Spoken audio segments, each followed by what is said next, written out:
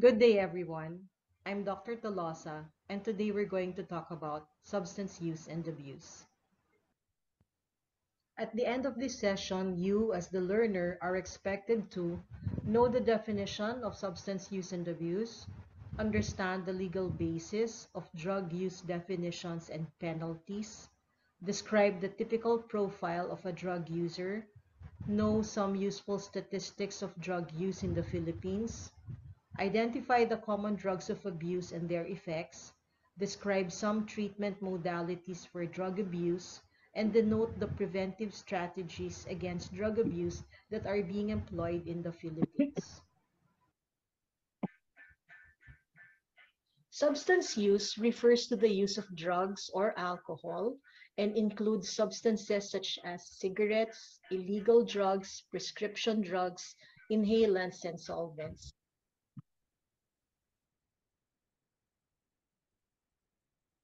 Substance abuse describes a pattern of using a substance that causes significant problems or distress. And the following may manifest, such as missing work or school, using the substance in dangerous situations, leading to legal problems, interference with friendships or family relationships, or both. This is a good graphic to share, even for the lay population, wherein we see the criteria for substance abuse disorders. So among those enumerated include cravings to use the substance. When it's not there, you look for it and crave for it, you think about it. You want to cut down or stop, but you don't manage to. For some reason, you're not able to do it. Taking the substance in larger amounts or for longer than you mean to, neglecting other parts of your life because of substance use, continuing to use it even when it causes problems in relationships, and continuing to use it even when it puts you in danger physically or with run-ins concerning the law. Substance abuse may also refer to the abuse of legal substances. And the usual legal substances that we use: caffeine in our coffee, alcohol, and other things. So, what do you think is the most commonly abused legal substance?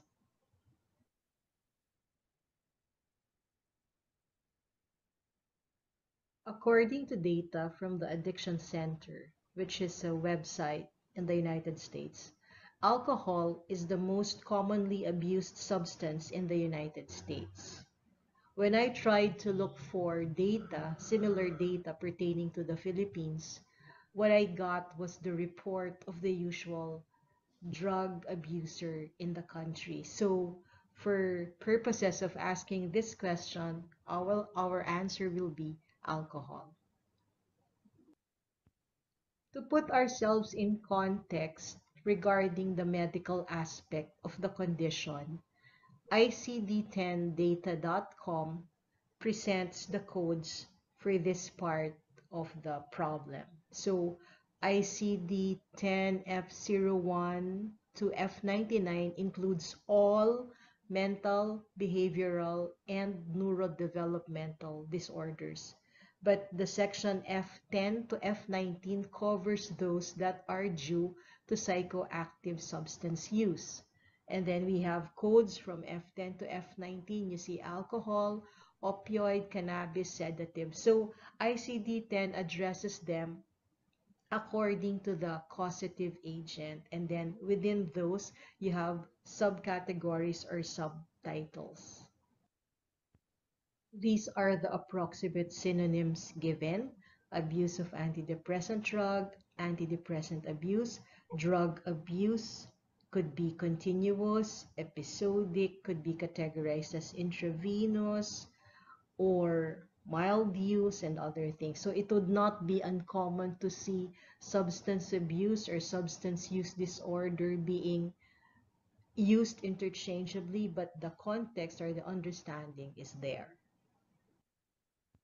The previous slides tell us two things: that substance use disorder or substance abuse is a health issue, therefore it's coded in ICD-10. And then it also brings to the fore that it's a public health issue and not just a criminal justice issue.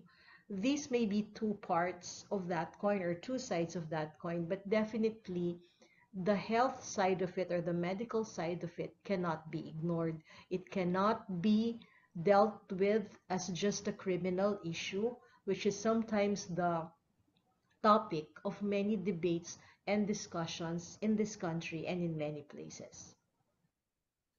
So talking about that, let's go now to one of the main um, components of this talk, which is a discussion of the legal basis and the legal framework surrounding the topic of drug abuse in the Philippines. And we talk about Republic Act 9165, also known as the Comprehensive Dangerous Drugs Act of 2002. It repealed RA 6425, which was the Dangerous Drugs Act of 1972. For a little history lesson and to put our conversation in context, in 1972, the drug problem was just at its incipient stage, with only 20,000 drug users and marijuana as the top choice among the users in the Philippines. So this was the scenario when Republic Act 6425, otherwise known as the Dangerous Drugs Act of 1972, was approved on March 30, 1972. This then became the one that was the basis and was repealed to give way to the Comprehensive Dangerous Drugs Act of 2002. It provides the legal basis for the country's anti-drug abuse programs, as well as the punishments or the imprisonment and fines that are levied on those who are convicted of the crime. So according to this law, one of the things that it says is that only DOH accredited physicians can diagnose and manage drug dependence in the Philippines.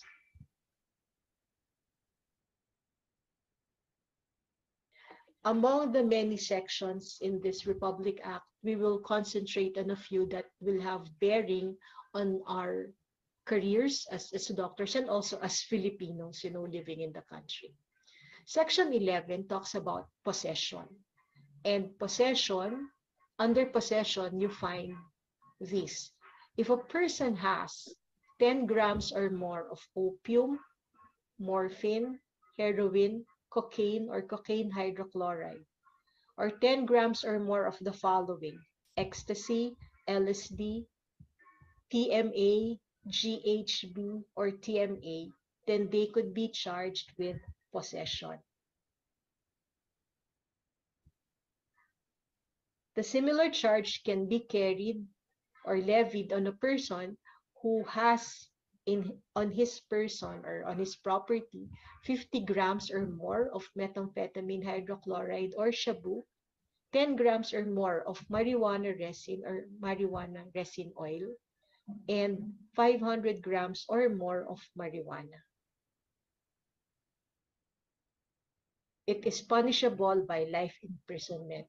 In the earlier versions, there were clauses for the death penalty, but because the laws have changed in its maximal form, it's punishable now by life imprisonment. Another important section is section 12, which refers to possession of paraphernalia. So drug paraphernalia is a term to denote any equipment, product, or accessory that is intended or modified for making, using, or concealing drugs, typically for recreational purposes. So in practical know-how, these include rolling papers, pipes, tinfoils, lighters, straws, syringes, needles, pipettes, small spoons, and all the other things that one would need to use these drugs. Mere possession of this paraphernalia will lead to imprisonment that ranges from a period of 6 months to up to 4 years. The next important section is Section 15, the use of dangerous drugs. So the use of dangerous drugs, a person who has used it and then apprehended or arrested and then tests positive for use of any dangerous drug after a confirmatory test may plead to a rehabilitation on the first offense. So if it's a first-time offender, proven to have used dangerous drugs, that person can be enrolled into a rehabilitation program that runs for 6 months. But we are cautioned that one needs to finish the rehabilitation and the required 24 months of aftercare program. Because if he does not, that person who used the dangerous drugs, if at any point in time he abrogates or he gets away or escapes from that rehabilitation, he goes directly to imprisonment.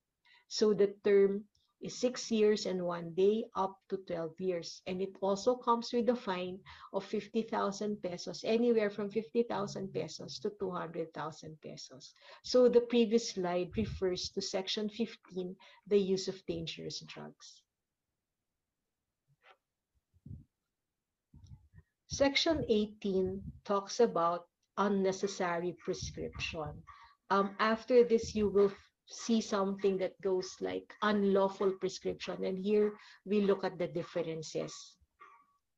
Unnecessary prescription is prescribing any dangerous drug to any person whose physical or physiologic condition does not require the use or the dosage prescribed herein. In other words, hindi niya kailangan or hindi niya kailangan sa ganun kataas na dose.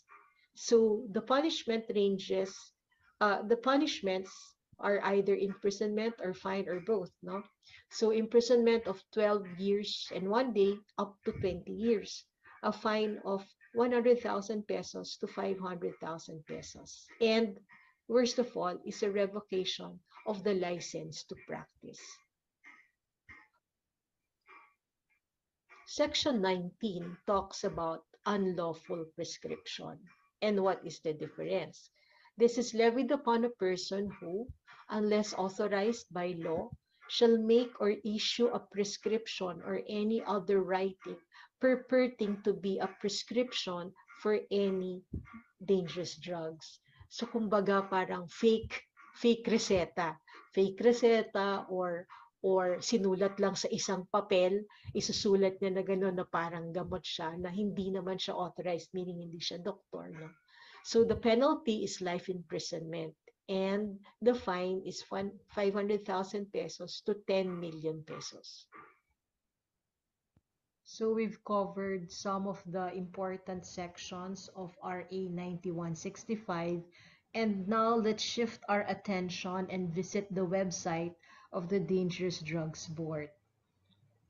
Shown here on this slide is the profile of drug abusers who are facility-based in the calendar year 2023. So every year when I am the one assigned to this lecture, I look up the updated statistics of the DDB. And the most current one that we have now is the one from 2023. So in calendar year 2023, the mean age of the drug abusers who are facility-based, their mean age was 35 years. And the ratio of male to female is already 12:1. In the past years, it was 10 and then 11. Now it's 12:1. You see that a little more than half are single, a little more than half are employed, and they're workers, employees, businessmen, or self-employed individuals. A quarter of them reached high school level, and the average monthly family income is something like 13,000 thereabouts. 26.11% came from urban core NCR. If you look at the duration of drug taking, the pattern is more than 6 years of use, with monodrug use being predominant, meaning they only adhere or stick to one drug. And the substances of abuse in decreasing order are shabu, marijuana, and cocaine. And this has been the pattern for some time now. According to the statistical analysis for 2023, there were 82 drug abuse treatment and rehabilitation centers reporting to the Treatment and Rehabilitation Admission Information System. Of these, 75 were residential, meaning they live there, the drug dependents undergoing rehab live there, and there are 7 that were outpatient. Out of 5,546 admissions, a great deal of them, more than 4,400, were new admissions.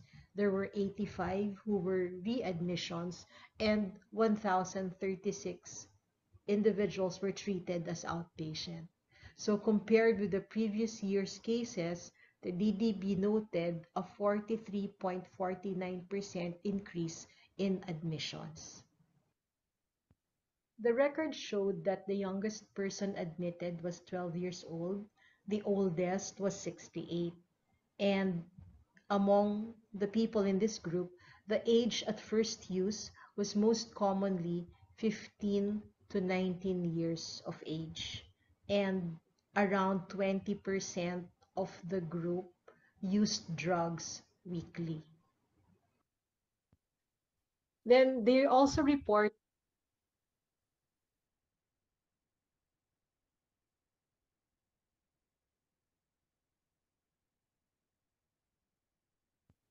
Because young ages were mentioned, let's look at this figure from hashtag real numbers PH from year 5.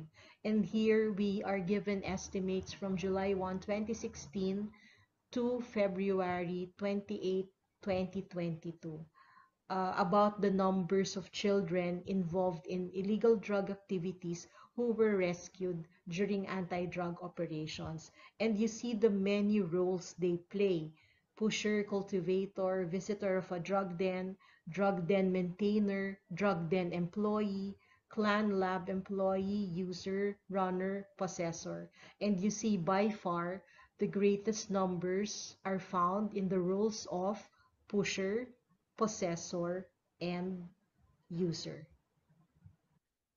Then they also reported the total volume of destroyed dangerous drugs from July 1, 2016 to February 28, 2022. And you see by far the greatest um, volume was shabu, amounting to 8,000 and some kilograms, followed by about half of that amount marijuana, and then the others. These are reports of numbers of drug-cleared barangays and dismantled dens and clandestine laboratories. So there are a total of the 42,000 barangays, and there are 11,000 yet to be cleared. But there is a claim of about 6,606 drug unaffected or drug-free barangays. Of course, we don't see or we don't know the methodology by which these were determined, but this is the report that is being given in real numbers PH. And towards a drug-cleared Philippines, these are the numbers of anti-illegal drug operations conducted, persons arrested, and this count of persons who died during anti-drug operations. And again, when you refer to other sources, some people will say, or some groups will say, that that number is by far much higher than this one that we see here.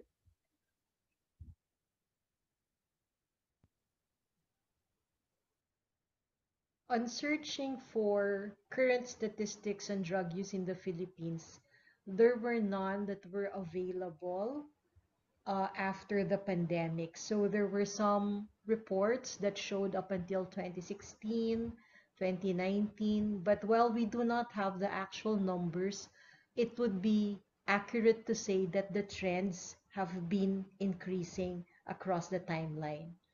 In 2023, though, the United Nations came up with a report of the global drug situation, and they reported that as of 2021, there were 296 million drug users in the entire world. And this slide shows you areas of gray and areas of purple with light purple and deeper purple shades. So the deeper purple shades would connote higher numbers of seizures. And you see how darkly purple the entire Philippine area is. Let's now look at the common substances of abuse, but understanding that as first years, many of you may not have background in medications and pharmacologic agents unless of course you took BS Pharmacy. We will keep the presentation simple and in a generalized view only. So we will refer to this website, which is ADF, the Alcohol and Drug Foundation. It's a site in Australia, and it presents a very comprehensive look of common drugs of abuse. So they have a feature called the drug wheel, and here it's written that the drug wheel classifies drugs as part of 7 general categories. You have stimulants, depressants, cannabinoids, psychedelics, opioids, dissociatives, and empathogens. Because it's a very large figure, I had to divide the drug wheel into two, an upper portion and a lower portion, which I will be showing next. So, but I'd like you to concentrate on the drug wheel itself. In the middle part, you have those 7 categories that I just read out. And then in the circle surrounding it, you have the common symptoms for that as a class. And then in the outer fans and the fins that appear outside the middle circle, you have examples or the default or classic examples of the category. And what I've also shown here or given you here is this QR code uh, that links you straight to the site, just in case you'd like to look at it in a whole perspective and see all the examples. The previous slide showed you the upper half. Now this is the lower half of that figure. I do not expect you to remember all the things written here, but I'd like you to know in general which of the drug groups would cause euphoria, which one would cause coma or death, which makes the user feel disconnected, what is cocaine an example of, what is an example of a dissociative, for example. Take a look at the drug wheel and see is there any drug group that causes constipation, distorted perceptions, relaxation, and well-being. What is opium an example of? Where does ayahuasca belong? Very general look at the contents of each section of the wheel. I will focus a bit on 2 agents that are commonly used in the Philippines, and those are shabu and marijuana. So if you look at this slide, the figure on the right side is a figure from a brochure that's being given by the DTP as a source of information. In that brochure, the following are given: general facts, source, usual form of the product, method of use, adverse effects, and many others. So you will see here a listing of the adverse effects, the physiological effects, and even the long-term effects. And I would like you to look at all those and see what shabu brings to a user in the immediate stages or the acute phases of use and also on the long term. The listed effects include the following: anxiety, tension, irritability, irrational behavior, loss of self-control, euphoria, the inability to sleep that eventually may lead to acute psychotic reactions. Physiologically, the individual using it may experience chest pain, irregularity of heartbeat, BP changes that can go two ways, either a decrease or an increase of the blood pressure. And then in the long run, there could be psychiatric consequences and dependency. Other long-term effects include weight loss, severe tooth decay, and tooth loss, something called meth mouth, which is usually brought about by a combination of poor nutrition, bad dental hygiene, dry mouth, and teeth grinding. Persons affected may also have skin sores as a result of scratching the skin to get rid of insects that are imagined to be crawling under it. As for marijuana, this is its complete name, delta 9 tetrahydrocannabinol. You probably don't have to remember that at this time. But it is a partial agonist. It exerts partial agonist activity at the cannabinoid receptors that are located mainly in the central nervous system and those expressed in the cells of the immune system.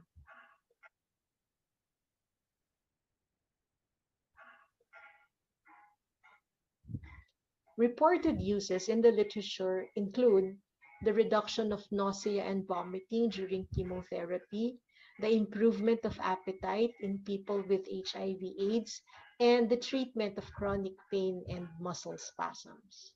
So there's been much clamor for the use of medical marijuana. Effects of marijuana may include perception distortion, dreamy euphoria, trouble with thinking and problem solving, lack of coordination, increased appetite, decreased testosterone, conjunctivitis, and palpitations.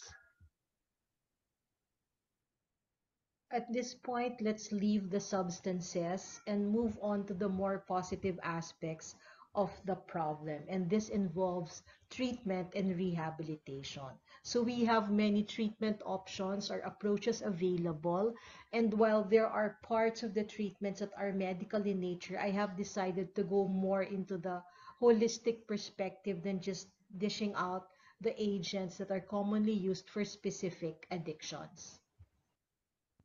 Let's take a look back at RA 9165 and recognize it as not only punitive, but also one that provides for the reintegration of individuals into useful society. And it would therefore make sense that treatment would employ many strategies going just beyond medical and individual. So one of the approaches being taken is the multidisciplinary team approach, wherein the individual is made to avail of the services and skills of a team, a psychiatrist, a psychologist, a social worker, and other members like drug addiction specialists, pharmacologists, and others, in collaboration with the family and the drug dependent. And then there is a therapeutic community approach, which looks at addiction as a symptomatic manifestation of a more complex problem rooted in societal ills and other issues. So a program is developed wherein the community is utilized as the primary vehicle to foster behavioral and attitudinal change. And there is what we call the Hazelden, Minnesota model, which views addiction as a disease, and therefore it proposes or conducts a program that consists of didactic lectures, cognitive behavioral psychology, the principles of Alcoholic Anonymous and the 12 steps principles along with bibliotherapy. So in this modality, counselors and the patients alike collaborate in defining the path to recovery. And then for some people, the spiritual approach may help, wherein drug addiction is viewed as a sin or a fall, and it encourages the patients to turn away from it and renew their relationships with the Lord. But you know that this will work only for people of a certain belief system or faith, and therefore might not be applicable to all individuals. And then finally, you have the eclectic approach, which aims at applying a holistic approach in the rehabilitation program. So it's possible that you can use a little of this and a little of that among the other approaches first mentioned, no? And it is there where different personality aspects of the drug dependence are well addressed, and all efforts are geared towards their rehabilitation and recovery. As to the government addressing the problem, it has identified 5 pillars of action in combating this societal menace. First, drug supply reduction, drug demand reduction, then civic awareness and response, alternative development, and regional and international cooperation. The first two would seem self-explanatory, and in civic awareness and response, we have the collaboration with certain sectors of society, some non-governmental organizations, and the like. In alternative development, former drug dependents who have gone their way into rehabilitation are offered opportunities for enterprise and for business so that they may be self-sufficient. If you visit the Dangerous Drugs Board website, you will see that they have many preventive education and advocacy programs, and listed here are the lot of them. And you will see that many are geared towards children, many towards parents, and then parents and children of OFW situated families, as well as other groups of interest. There are also many capacity building programs that are being undertaken, and here you see a few examples. You have regional anti-drug summits for health workers, you have a National Congress of Anti-Drug Abuse Councils, and other seminars and programs. And they have as well systematic trainings for effective parenting and enhancing life skills on drug abuse prevention. So we've discussed a lot today. We've defined substance use and abuse. We've identified commonly abused substances. We've looked at the legal basis of the problem, both the punitive and the rehabilitative integration processes of the law. And then we've also looked at substances, drug examples, drug categories, um, physiological and mental side effects, and we've looked at programs of the government. So we've come to this summary as an ending to the talk today. So abuse comes in many forms. Substance abuse is one of them. So substance abuse is not just a problem of the individual, but of the family and society as well. The road to recovery may be difficult, but support is available from family, from society, and from the government. With that, I'd like to end, and I thank you all for listening.